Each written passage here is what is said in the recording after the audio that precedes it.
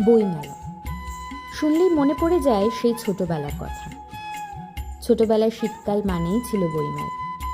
বইমেলা মানে নতুন বই, বইমেলা মানে স্কুল ছুটি নিয়ে আবৃত্তি, ডিবেট বা প্রবন্ধ রচনার কম্পিটিশন। বইমেলা মানে রবীন্দ্রনাথ থেকে সত্যজিৎ, শরৎচন্দ্র থেকে শরদিন্দু, সুনীল থেকে স্মরণজিৎ। বইমেলা মানে ছবিতে রামায়ণ মহাভারত থেকে ফেলুদা, ব্যোমকেশ কিংবা মাধবরী।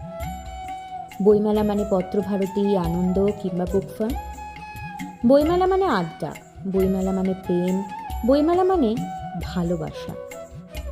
বইমেলা মানে সারা বছরের রসদ জোগাড়ের জায়গা।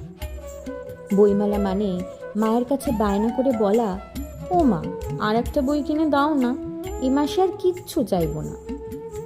বয়স বেড়েছে, সময় বদলেছে, কিন্তু আজও বইমেলার প্রতি টানটা একই রয়ে গেছে। আজ বহুদিন পর আবার সেই ছোটবেলাটাকে ফিরে পাওয়ার চেষ্টা করলাম।